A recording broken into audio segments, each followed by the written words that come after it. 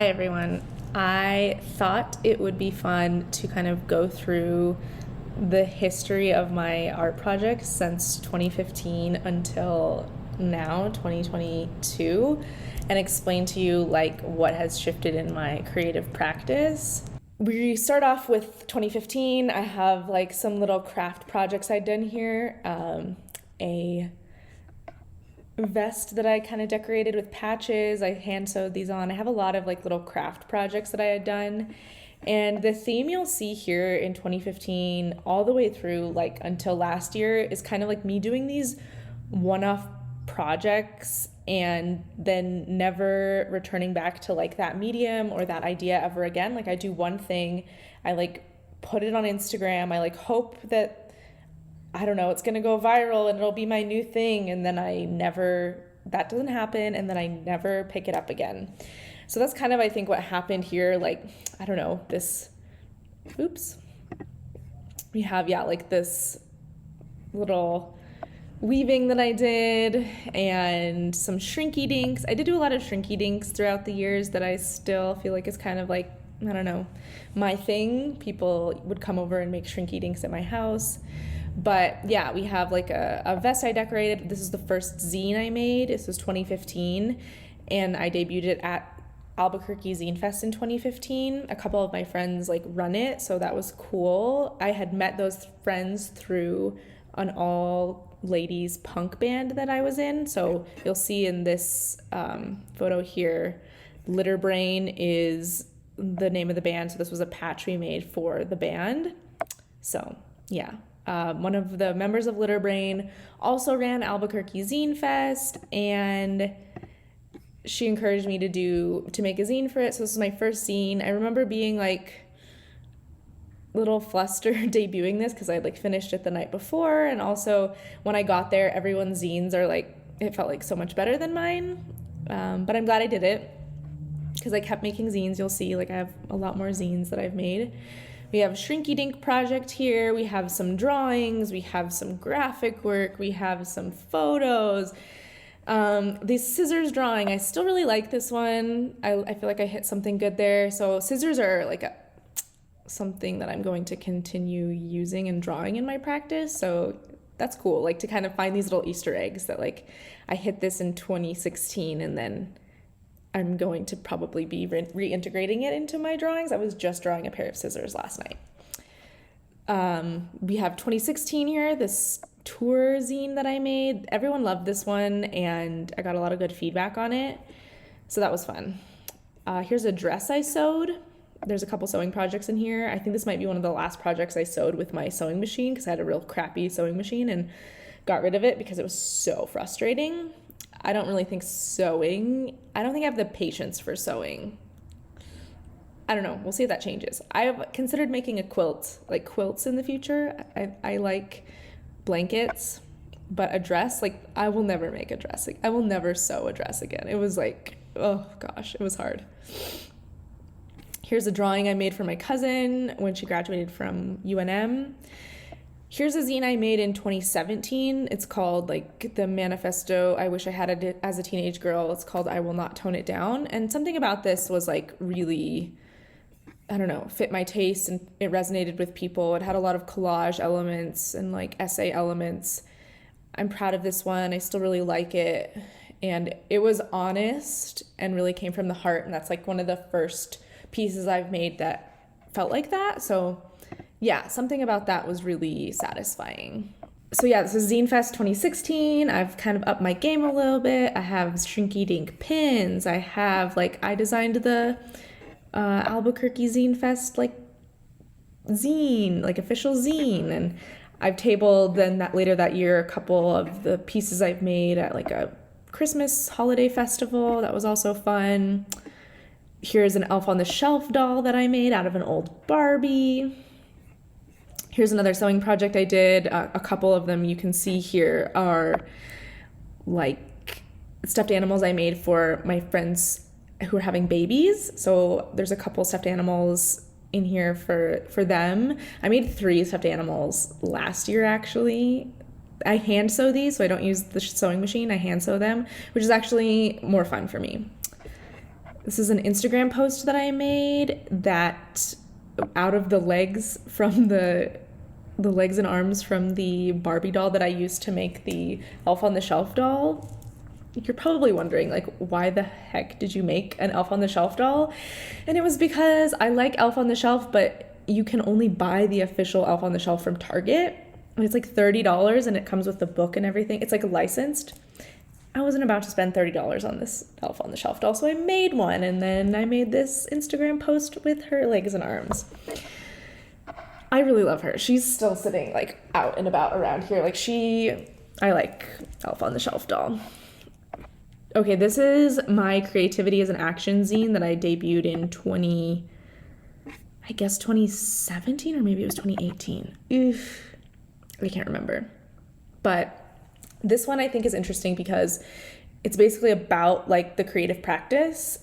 I was obsessed with this idea of the creative practice, but I felt there's so much that I would change about this zine. If I were to write it today, my ideas about the creative practice have changed so much. I'm still really proud of this. People resonated with this a lot at Zine Fest, but it's interesting how much my ideas have changed on this in particular. Earrings. At one point I was I'm gonna make earrings. I bought all these earring supplies and made these 5 pairs of earrings, and then never made any more earrings. So many projects like this. These are these are earrings that I made out of polymer clay. When the polymer clay thing was trendy, my mom and sister wanted to make polymer clay earrings, and these are the ones that I made. They say spaghetti and meatballs, and they're really long, and I thought that was so hilarious. And my dream is to wear these to a very fancy Italian restaurant. This is a collage that I made. You can see the date here. It's right before my city shut down in 2020, and it was I had just finished reading The Artist's Way for the first time and was kind of reconceptualizing my creative practice. Yeah, so it's I knew at that point I want to be an artist, I want to be a writer. I don't know what I exactly want, but it's kind of coming together.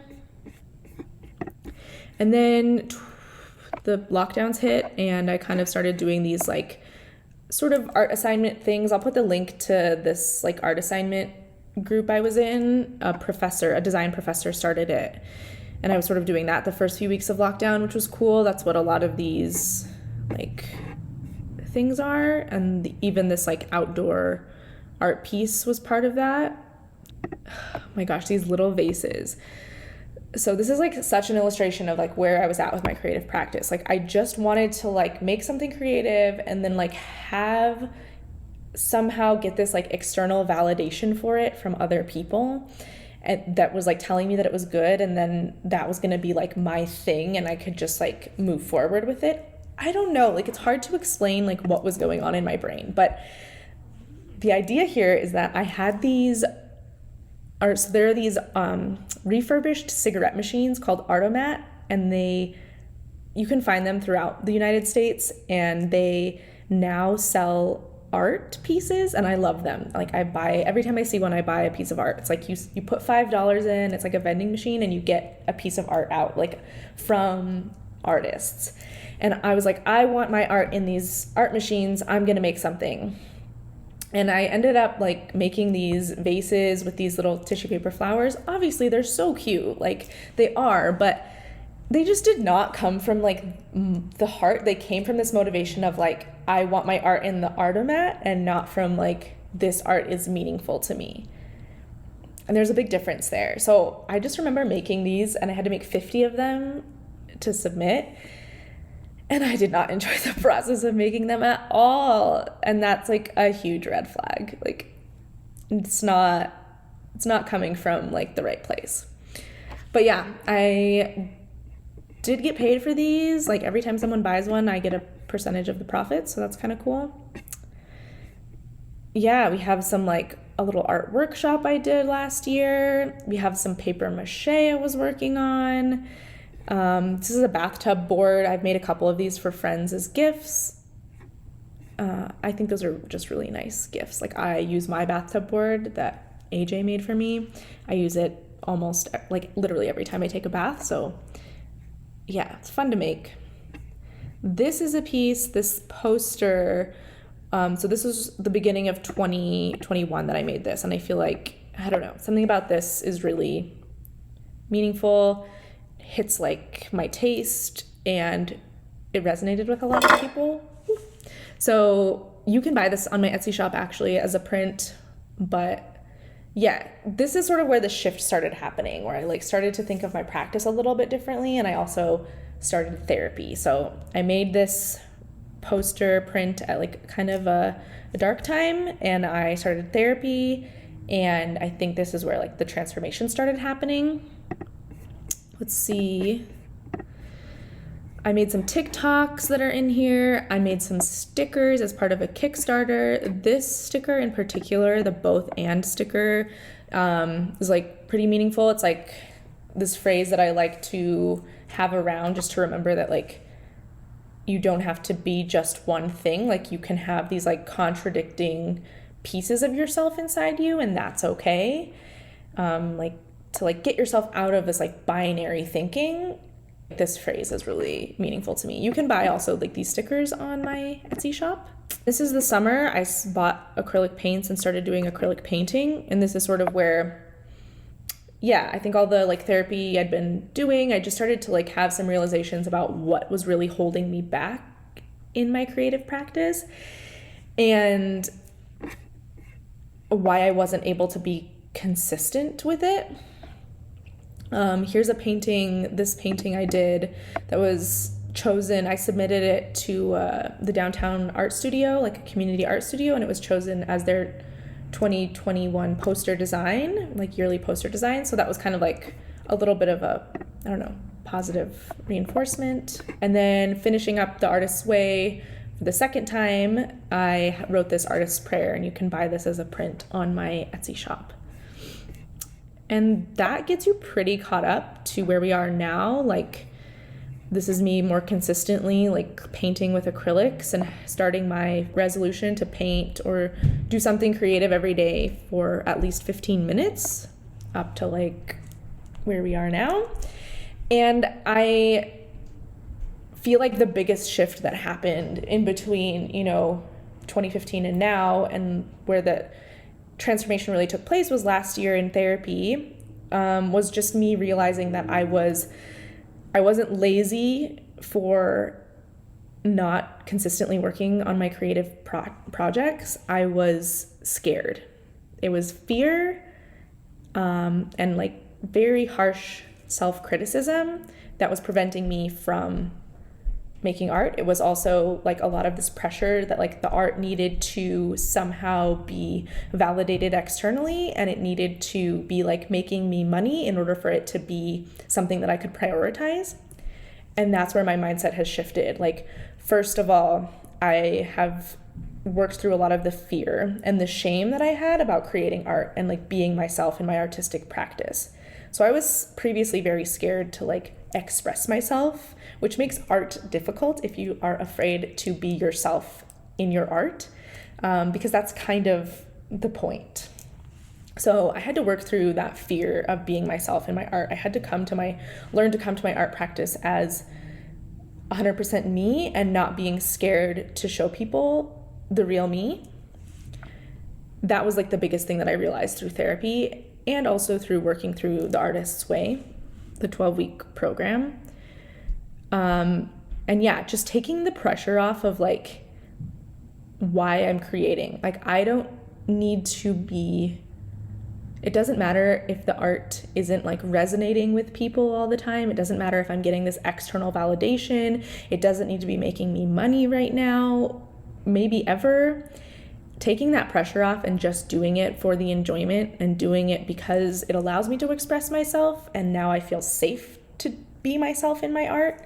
Like, the point is the act of just doing it instead of like hoping for this big return, like this big external validation. And those are the like mindset shifts that have happened really through the course of just like 1 year. But it has been so transformational. And I just want you to know, like, if you've struggled with the same thing I have with being consistent in your creative practice, and you're thinking like, oh, I must just be lazy, or I must just not be a good artist, I would encourage you to push back on that and to really like do some introspection to figure out what is the real thing that's blocking you. And for me, it definitely was the fear of showing up as my authentic self in my creative practice. I've started to think of my creative practice as like the safest, warmest, most open and inviting space. Like me coming to an open page in my sketchbook or wherever I am should be the place where I feel the safest and the most open to experimenting and making mistakes and making something ugly. Like, all of that is like, all of my imperfectness is going to be okay on that open page. It is a safe space. So I don't know if that will resonate with you, but I hope part of this is just helpful for you to see like this journey that's been a really long time, really, 2015 until now. And I can see myself trying all of those years, which is kind of nice to see. Like, I can thank my past self for all the work she put in, and then that it led me to this, realization and transformation years later. I will leave it there, and yeah, let me know in the comments if this has resonated with you.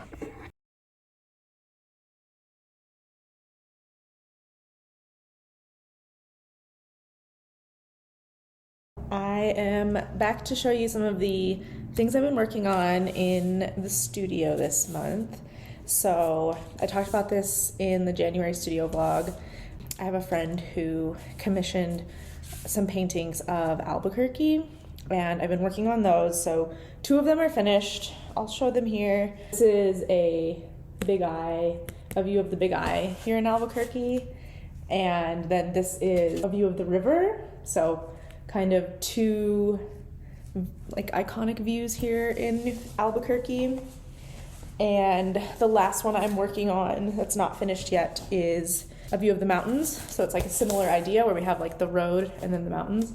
These photos I got from Google Maps, and that was kind of the premise of these paintings, is that I could look at Google Maps, like I could draw or paint these from anywhere. I didn't have to like have a reference photo because I could get that photo off of Google Maps and then paint it. These are gouache and colored pencil. The first one of these that I did, that I posted on Instagram, was acrylic, and I decided for these 3 to experiment with gouache, and I'm really liking it. I like the layering with the colored pencil on top. I think it creates a really nice effect. So yeah, they've been fun. I definitely, am still learning and growing and trying not to like overwork sections of the painting, and like trying to make sure the paper doesn't pill, all of those things that I'm working through, like through these 3 pieces, has been pretty fun, and I'm learning a lot. I'm getting better in my practice. I have been listening to this podcast. It's called A Mighty Practice, and I listened to one recently about developing a creative process, and I really liked how this episode kind of split the creative process into different phases very clearly. And I just had never really thought about, like, I'm still developing my creative process. So for her to spell it out like that helped me kind of clarify mine and how I could potentially like get blocked at any one of these stages in the creative practice, and like to be able to recognize like where in the process I'm blocked and what like some tactics to use to get unblocked. So this episode was really helpful. It's just called Developing a Creative Process. Phases she talks about are like having like a play phase where you're kind of like playing around with lots of different, just like there's, you know, you're playing with the clay and like learning more about it through play and experimentation, but you're not focusing on any outcomes.